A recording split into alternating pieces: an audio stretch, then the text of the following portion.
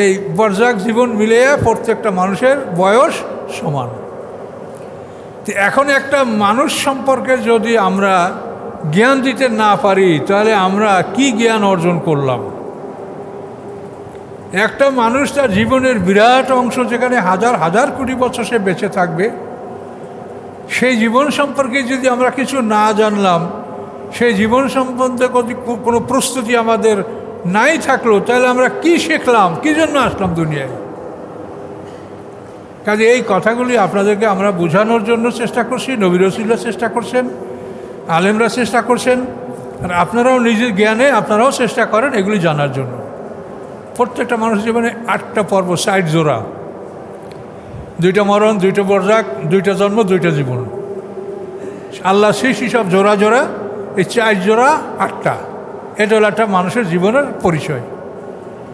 এটা যদি আপনি না বোঝেন তাহলে আপনি কোনোভাবেই আপনি কোরআনের কথার সাথে আপনার জীবনকে মিলাতে পারবেন না। অনেকে মনে করে মরার পরই পরকাল, মরার পরে পরকাল, মরার পরে বরজাক, বরজাক পরে জন্ম, তারপরে আপনার দ্বিতীয় জীবন শুরু, সেইটা হলো পরকাল, আখিরাত। কাজে এগুলো আপনাকে বুঝতে হবে। আউযু বিল্লাহি মিনাশ শাইতানির রাজিম। ওয়ালাকাদ আতাইনা মূসাল কিতাবা মিন বা'দি মা আহলাকনাল কুরুনাল উলা। আল্লাহ বলেন, নিশ্চয়ই আমি দান করেছি মূসা আলাইহিস সালামকে কিতাব, মিন বা'দি মা আহলাকনাল কুরুনাল উলা, পূর্ববর্তী বহু জাতিকে ধ্বংস করার পরে। আদ, সামুদ, জাদিস, তাসাম, আসাবাইকা, কওমে তুব্বা, এই সব জাতিগুলি ধ্বংস করার পরে আল্লাহ তাআলা মূসা আলাইহিস সালামকে তাওরাত কিতাব দান করলেন। বাসায়েরা লিন-নাস, মানুষের জন্য দৃষ্টি, অর্থাৎ মানুষের জন্য জ্ঞান ও ভাণ্ডার। হুদান, এবং এই কিতাব ছিল পথ নির্দেশক, পথ প্রদর্শক। রহমাতান, এবং দয়া। লাআল্লাহুম ইয়াতাযাক্কারুন, সম্ভবত মানুষেরা উপদেশ গ্রহণ করবে।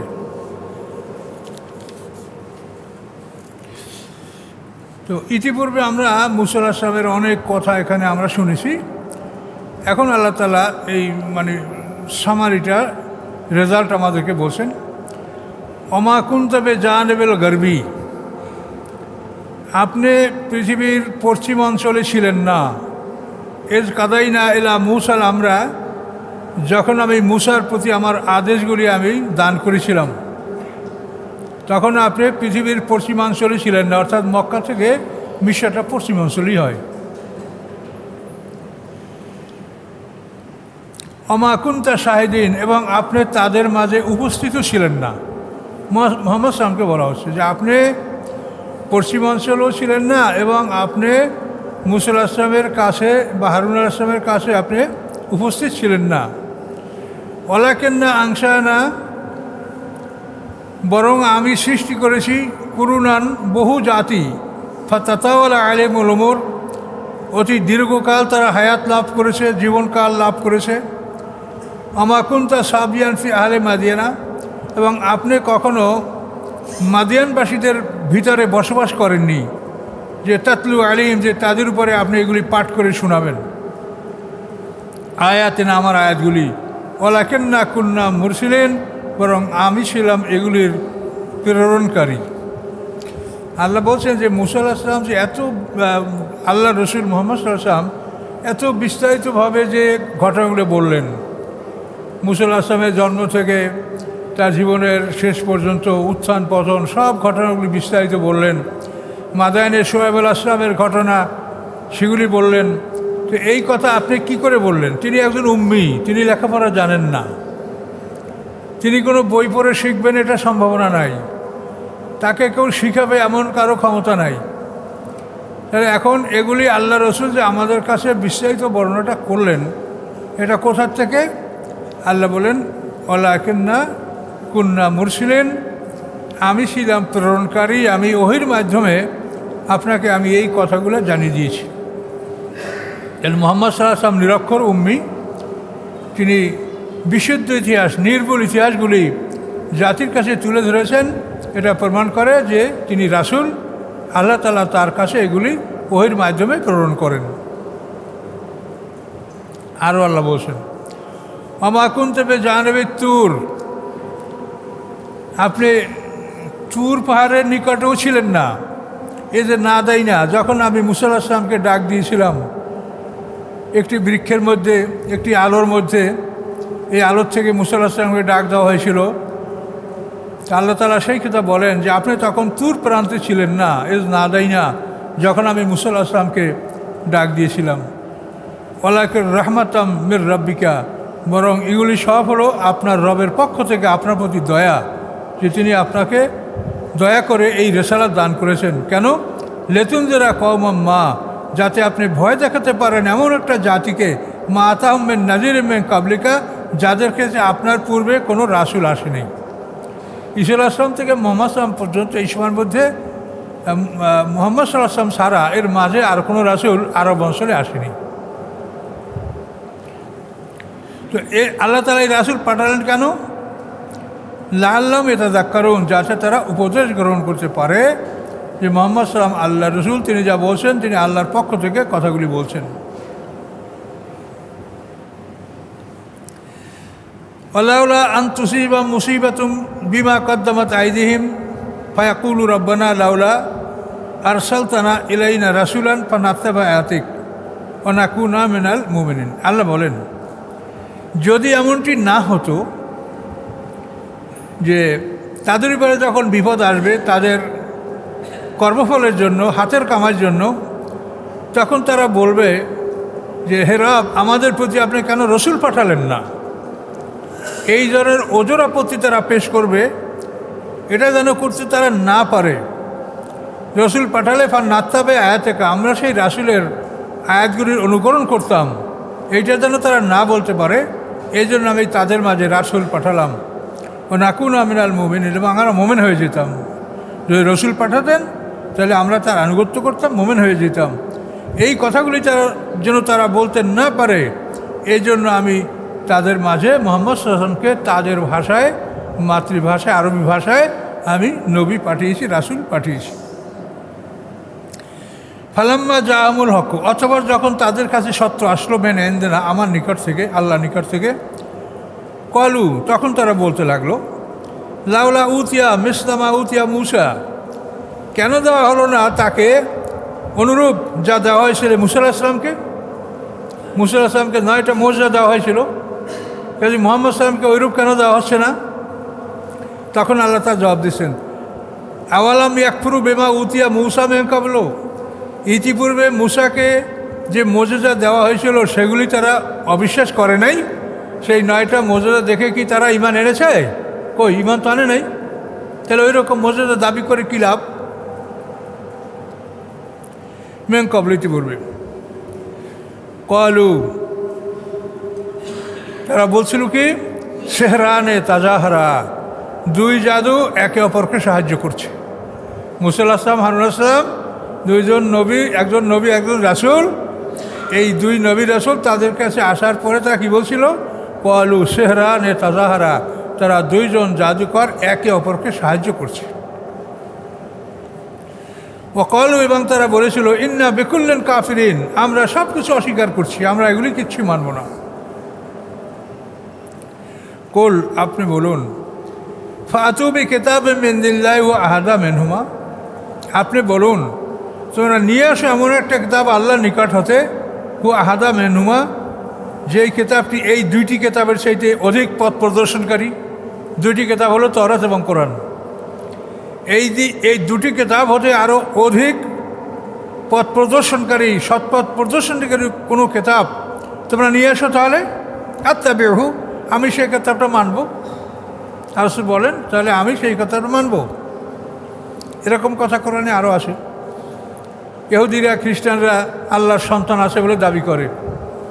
তখন আল্লাহ বলছেন আল্লাহ রসুলকে যে আপনি বলেন, কুল, আপনি বলেন, লাউ কানা লির-রহমানি ওয়ালাদুন ফাআনা আউয়ালুল আবিদিন, রহমানের যদি কোনো ছেলে থাকে তো আমি সবাই আগে তার ইবাদতকারী হব। তোমরা যদি প্রমাণ করতে পারো যে রহমানের ছেলে আছে, আল্লাহর ছেলে আছে, তাহলে আমি সবাই আগে আউয়ালুল আবিদিন, আমি সবাই আগে সেই রহমানের ছেলের ইবাদত আমি করব, কিন্তু প্রমাণ করো ছেলে কোত্থেকে আসলো, তার মা কই, মা কোত্থেকে আসলো, তার বাবা কই, এগুলি সবই তোমরা এটা তথ্য দাও। কিন্তু কিছুই তারা দিতে পারছে না, কিন্তু গায়ের জোরে বলছে, আর সেগুলি তারাও মানছে, মানুষরাও মানছে, কোটি কোটি মানুষ বিনা দলিলের কথা মানছে। আর আমাদের সমাজের অবস্থাও তাই, কোটি কোটি মানুষ বিনা দলিলের কথা মানছে, দলিলের কথা তারা মানে না, যেটা প্রচলিত সমাজে পেয়েছে এটাই তারা মনে করে যে সঠিক। তো আল্লাহ তাআলা সব দৃষ্টান্তগুলি স্পষ্ট করে দিচ্ছেন।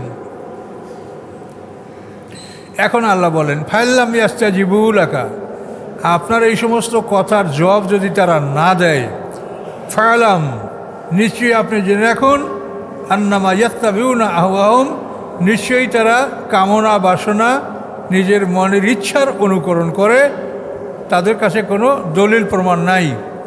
অমান আদাল্লু মেম্মান, কে অতি পথভ্রষ্ট ওই ব্যক্তির চাইতে ইত্তাবা হাহু, যে নিজের মনের ইচ্ছার অনুকরণ করে, মনে যা চায় তাই বলে, মনে যা চায় তাই করে। বেগারে হুদাম মিনাল্লাহ, আল্লাহর পক্ষ থেকে কোনো পথ প্রদর্শন ছাড়া, নির্দেশ ছাড়া মনে চায় তাই যে করে, সে অত্যন্ত ভ্রষ্ট। ইন্নাল্লাহ লা ইয়াহদিল কওমাজ জালিমিন, নিশ্চয়ই আল্লাহ তাআলা জালেম সম্প্রদায়কে কখনোই পথ প্রদর্শন করে না। সম্মানিত শুধু মনের ইচ্ছার কামনা, ইচ্ছার আনুগত্য এটা করা যাবে না। তার কারণ আমরা মানুষ সৃষ্টিগতভাবে অনেক দুর্বল, এবং আমাদের জ্ঞান, জন্মগতভাবে জ্ঞান অন্যান্য প্রাণীর চাইতে মানুষের জ্ঞান কম। জন্মগতভাবে অন্যান্য প্রাণী যে জ্ঞান রাখে, একটা মুরগির বাচ্চা 3 দিন বয়স হলে তাকে আপনি খুদি চাল তার সাথে পাথর মিলিয়ে দেবেন, দেখবেন যে ও পাথরটা খাবে না, চালটাই খাবে। ওর মা যদি সংকেত দেয় তো ছোট্ট ছোট্ট বাচ্চাগুলি তাড়াতাড়ি লুকিয়ে যাবে। কিন্তু মানুষের বাচ্চারা কিন্তু এত ছোটো হলে এ ধরনের কোনো অভিজ্ঞতা অর্জন করতে পারে না। সে পায়খানা করে নিজে হাতে ধরতে পারে, তা নিজে খায়। তো মানুষের জন্মগতভাবে মানুষের জ্ঞান অত্যন্ত কম, কিন্তু মানুষের জ্ঞানটা ডেভেলপ করতে পারে। আর অন্যান্য প্রাণীর জন্মগতভাবে জ্ঞান, কিন্তু তাদের জ্ঞান ডেভেলপ করে না। কারণ শিম্পাঞ্জির আঙ্গুল আছে, হাত পা আছে, কিন্তু শিম্পাঞ্জিকে ড্রাইভার বানানো যাচ্ছে না। এটা বহু চেষ্টা করে দেখা হচ্ছে যে গাড়ি চালানোর জন্য যে হাত লাগে, পা লাগে, সেটা আছে, কিন্তু তার দ্বারা তারা ড্রাইভার হতে পারছে না। তো মানুষ জন্মগতভাবে অনেক অল্প জ্ঞানের অধিকারী, তার জ্ঞানকে ডেভেলপ করতে হবে। এখন এই জ্ঞানকে আপনি ডেভেলপ করে শুধু যদি 2টা জীবন আপনার, শুধু এই একটা জীবনের জন্যই যদি আপনি জ্ঞানকে ডেভেলপ করেন, আর দ্বিতীয় জীবন যেটা আছে অনেক লম্বা, অনেক বড়, অনেক দীর্ঘস্থায়ী, সেই দিনের জন্য যদি আপনি আপনার জ্ঞানকে ডেভেলপ না করেন, তা আপনি ক্ষতিগ্রস্ত হবেন। এটা নিজের বিচারেই আপনি নিজে হাসরের ময়দানে হেরে যাবেন। যে আপনার জ্ঞানকে ডেভেলপ করতে হবে। আপনি এমনি বুঝতে পারবেন না ইসলাম কেমন। যেমন আপনি চেষ্টা না করে এমনি আপনি মাস্টার ডিগ্রি নিতে পারেন না, বহু পরিশ্রম করতে হয়েছে। তো এই জন্য পরকাল বোঝার জন্য, দিন বোঝার জন্য আপনাকে অনেক সময় দিতে হবে, ব্যয় করতে হবে। তো এই জন্য এই বিষয়গুলি মানুষের চিন্তাভাবনা করতে হবে। এবং নবী রাসূলের আগমনের উদ্দেশ্য এটাই যে একটা মানুষের জীবনের প্রথম থেকে শেষ পর্যন্ত তাকে একটা পরিচয় দিয়ে দেওয়া, যে একটা মানুষের জীবনে 8টা পর্ব। আমরা মানুষ, আমাদের জীবনের শুরু হলো মৃত্যু থেকে। কাইফা তাকফুরুনা বিল্লাহি ওয়া কুনতুম আমওয়াতা, কীভাবে তোমরা কুফরি করছো, তোমরা ছিল মৃত। আমরা সবাই মৃত ছিলাম। আদম আলাইহিস সালামের পিঠ থেকে, আদম সন্তানদের থেকে আমাদেরকে পর্যায়ক্রমে, অর্থাৎ আদম থেকে তার 120 জোড়া সন্তান, সেই সন্তানের পিঠ থেকে তাদের সন্তান, তাদের পিঠ থেকে তাদের সন্তান, এভাবে আমার পিতার থেকে আমাকে, আপনার পিতা থেকে আপনাকে, এভাবে পর্যায়ক্রমে মানুষগুলি সব বের করার পরে আল্লাহ শুধু একটা প্রশ্ন করছেন, আলাস্তু বিরব্বিকুম, আমি কি তোমাদের রব নই? আমি কি তোমাদের রব নই? কলু বালা, আমরা সবাই বলছি সমস্যারে যে হ্যাঁ, আপনি আমাদের রব। এই সাক্ষী গ্রহণ করার জন্য আমাদের মধ্যে যে মুহূর্তের জন্য একটা জীবন সঞ্চার করা হয়েছিল, এটাকে জীবনের মধ্যে ধরা হয় নাই। এটা কোনো উপভোগ করার জীবন ছিল না। এখানে কেউ কিছু উপভোগ করতে পারে নাই, শুধু একটা কথার জবাব দিয়েছে। কিন্তু এই কথার জবাব দেওয়ার জন্য মানুষের মধ্যে প্রাণ সঞ্চার করতে হয়েছে। তো এই যে প্রাণ সঞ্চার করা এবং তার থেকে একটা উত্তর নেওয়া, এটা হলো যে মানব সৃষ্টি, এটার মানে কমপ্লিশন, এটা মানে চূড়ান্ত, যে এইবার মানব সৃষ্টিটা চূড়ান্ত হয়েছে। আপনি একটা কিছু আবিষ্কার করলে সেটা যদি আপনি পরীক্ষা না করেন ততক্ষণ পর্যন্ত আবিষ্কারটা সফল হয় না বা পূর্ণতা লাভ করে না। অ্যাটম বোম বানায় যদি টেস্ট না করে ততক্ষণ পর্যন্ত এটা পূর্ণতা লাভ করে না। তো আল্লাহ মানুষ বানাইছেন ইবাদতের জন্য, সে ইবাদতের যোগ্য কিনা এইটা বোঝার জন্য তাকে পরীক্ষা করতে হবে, তাহলে তার সৃষ্টির ব্যাপারটা কমপ্লিশন, এটা পুরো কমপ্লিট হবে যে না এই সৃষ্টিটা সমাপ্ত হলো। তো আমাদেরকে যে একটু সময়ের জন্য আমাদের মধ্যে প্রাণটাকে ইনফিউজ করা হয়েছিল, আমাদের মধ্যে জীবন সঞ্চার করা হয়েছিল, এটা হলো যে আমরা যে উদ্দেশ্যে আমাদেরকে সৃষ্টি করা হয়েছে আমরা সেই উদ্দেশ্যের জন্য ঠিক আছি কিনা, আমরা ঠিকমতো সৃষ্টি হয়েছি না, প্রপারলি আমরা তৈরি হয়েছি কিনা। তো ওইটা জীবন না, ওটা শুধু আল্লাহ পরীক্ষার জন্য একটু জীবন সঞ্চার করে একটা প্রশ্ন করে আমাদের সবাইকে মৃত্যু দান করলেন। এই মৃত্যুটার থেকে আমাদের জীবনের পর্ব শুরু। তো এখন আমরা সবাই একসঙ্গে মারা গেলাম, আবার হাসরের ময়দানে আমরা সবাই একসাথে উঠব। ইসরাফিলের দ্বিতীয় সিংহার ফুৎকারে আমরা সবাই একসাথে উঠব। প্রথম সিংহার ফুৎকারে আমাদের পদার্থের দেহটা একত্রিত হবে, হওয়ার পরে আমরা 40 বছর বিরতি থাকবে, আমরা ঘুমিয়ে থাকব। দ্বিতীয় সিংহার ফুৎকারে আমরা সবাই একসাথে উঠব। তাহলে এখন দেখেন আমাদের সবাইয়ের মৃত্যু হলো একসঙ্গে, আবার দ্বিতীয় জীবন আমাদের শুরু হবে সবাই একসঙ্গে, কিন্তু মাঝখানের পর্বগুলি আমাদের আলাদা। আদমের পিঠ থেকে, আমাদের পিতাদের পিঠ থেকে আমরা বের সাক্ষী দিলাম, আমরা মরে গেলাম, মরে যাওয়ার পরে আমরা এখন আসছি। আমাদের পিছনে হাজার হাজার বছর পর্যন্ত পৃথিবীতে মানুষের আগমন ঘটে নাই। তাহলে আমাদের পৃথিবীতে আসাটা, অর্থাৎ মানে মৃত্যুর পরে যে বরজাক, পর্দার আড়ালে জগৎ, এইটা আমাদের সমান না। যারা নূহ আলাইহিস সালামের জমানায় জন্মগ্রহণ করেছে তাদের জীবনে পিছনের সময় খুব কমই ছিল, মরার পরে সামনে বিশাল বরজাক, পর্দার আড়ালের জগৎ। আমাদের সামনে বরজাক কম, পিছনে আমাদের বরজাক বেশি গেছে। তাহলে মানুষের জীবনের প্রথম পর্ব হলো মৃত্যু, মৃত্যুর পরে বরজাক, মানে পর্দার আড়ালে জগতে ঢুকে পড়া। সেই পর্দার আড়ালে জগৎ থেকে আমরা পর্যায়ক্রমে পৃথিবীতে আসতেছি, একসঙ্গে আসতেছি না, কেউ এখন, কেউ আরও সামনে, কেউ আরও পিছনে আসছি। তাহলে আমাদের মৃত্যু একসঙ্গে, মৃত্যুর পরে বরজাকে ঢুকলাম, বরজাক থেকে জন্ম, এইখানে হলো আমাদের ব্যবধান, যে আমরা একসঙ্গে জন্মগ্রহণ করছি না। আমাদেরকে পর্যায়ক্রমে জন্মগ্রহণ করাবে, বাড়াবে, পরীক্ষা নেবে, আবার বিদায় করবে, এটা তো পরীক্ষার ফল। এখানে এই জন্য একসঙ্গে আমাদেরকে ঢুকানো হবে না। তাহলে প্রথম মৃত্যু, এই প্রথম পর্বটা সবাই একসঙ্গে হয়েছে। তারপর হলো বরজাক, পর্দার আড়ালে জগতে ঢোকা। এই পর্দার আড়ালে জগতে আমরা পিতামাতার পিঠে আমরা অবস্থান করছিলাম, এবং পিতামাতার পৃষ্ঠ থেকেই আমরা দুনিয়াতে আসি, এটা আপনারা সবাই জানেন। তাহলে মৃত্যু, বরজাক, এই বরজাক বা পর্দার আড়ালে জগৎ, এই বরজাকের পরে আমাদের জন্ম, জন্মের পরে আমাদের এখন জীবন, এই জীবন উপভোগ করছি। কতটা হলে দেখেন, মৃত্যু, বরজাক, জন্ম, জীবন, কি পাইলেন? 4টে পর্ব, বুঝতে পারছেন? মৃত্যু, বরজাক, মৃত্যুর পর্দার জগতে ঢুকলাম, বরজাকের জন্ম, জন্ম পরে জীবন, এ হলো 4। জীবনের সামনে কি? আবার মৃত্যু। এই মৃত্যুর সামনে কি? আবার বরজাক। মৃত্যুর পরে আমাদেরকে বরজাকে ঢুকিয়ে দেওয়া হবে। কোরআনে আল্লাহ বলছেন, অমেন ওয়ারাইহিম বারজাকুন ইলা ইয়াউমি ইউবআসুন, তাদের সামনে পর্দার আড়ালে জগৎ পুনরুত্থান পর্যন্ত। ডাইরেক্ট কোরআনের আয়াতের কোনো দুর্বলতা নাই। তাহলে এই আমাদের এই জন্মের পরে সামনে মৃত্যু, মৃত্যুর পরে বরজাক, বরজাকের পরে ইসরাফিলের সিংহার ফুৎকারে আমাদের দ্বিতীয় জীবন। এইবারে আমরা সবাই একসঙ্গে জীবিত হব, জন্ম হব। এই জন্মের পরে আমাদের জীবন শুরু হবে, এটা হলো আমাদের দ্বিতীয় জীবন। তাহলে এখন আবার দেখেন, প্রথম হলো মৃত্যু, মৃত্যুর পরে বরজাক, বরজাকের পরে জন্ম, জন্মর পরে এই জীবন, এই 4। জীবনের পরে আবার মৃত্যু, মৃত্যুর পরে বরজাক, বরজাকের পরে জন্ম, জন্মের পরে দ্বিতীয় জীবন, অনন্ত জীবন। তাহলে প্রথম মরণটা হয়েছে একসাথে, আর দ্বিতীয় জন্মটা হচ্ছে একসাথে। এই শুধু মাঝখানে বরজাকার জীবন, এইটা আমাদের ব্যবধান। তো এগুলি সব মিলিয়ে প্রত্যেকটা মানুষের বয়স সমান, কেউ কারো চাইতে ছোটও না বড়ও না। আমি এখন আমার পিছনে বরজাক ছিল বেশি, হায়াত আছে, সামনে বরজাক কম, এই তিনটা মিলাইলে বয়স সমান হয়ে যাবে। নূহ আলাইহিস সালাম, তার পিছনে বরজাক ছিল কম, হায়াতের পরে সামনে বরজাক বেশি, এই বরজাক জীবন মিলিয়ে প্রত্যেকটা মানুষের বয়স সমান। তো এখন একটা মানুষ সম্পর্কে যদি আমরা জ্ঞান দিতে না পারি, তাহলে আমরা কি জ্ঞান অর্জন করলাম? একটা মানুষ তার জীবনের বিরাট অংশ, যেখানে হাজার হাজার কোটি বছর সে বেঁচে থাকবে, সেই জীবন সম্পর্কে যদি আমরা কিছু না জানলাম, সেই জীবন সম্বন্ধে কোনো প্রস্তুতি আমাদের নাই থাকলো, তাহলে আমরা কি শিখলাম, কী জন্য আসলাম দুনিয়ায়?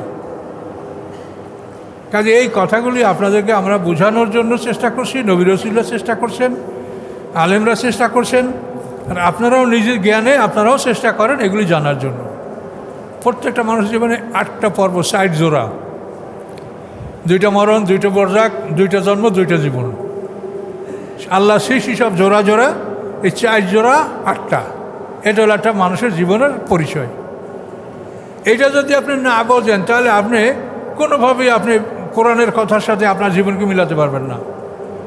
অনেকে মনে করে মরার পরেই পরকাল, মরার পরে পরকাল, মরার পরে বরজাক, বরজাক করে জন্ম, তারপরে আপনার দ্বিতীয় জীবন শুরু, সেইটা হলো পরকাল, আখিরাত।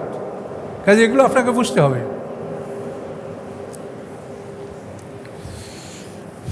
আল্লাহ বলেন, ওয়ালাকাদ আরসালনা লাহুমুল কাওলা লাআল্লাহুম ইয়াতাযাক্কারুন। আল্লাহ বলেন, আমি আরসালনা মানে মিলিয়ে রাখা, মানে একের পর এক, একের পর এক, আমি একের পর এক তাদের জন্য কথাগুলি আমি পাঠিয়েছি, লাআল্লাহুম ইয়াতাযাক্কারুন, যাতে তারা উপদেশ গ্রহণ করতে পারে। একের পর এক, একের পর এক আমি তাদের উপদেশ বাণী পাঠিয়েছি, যাতে তারা উপদেশ গ্রহণ করতে পারে।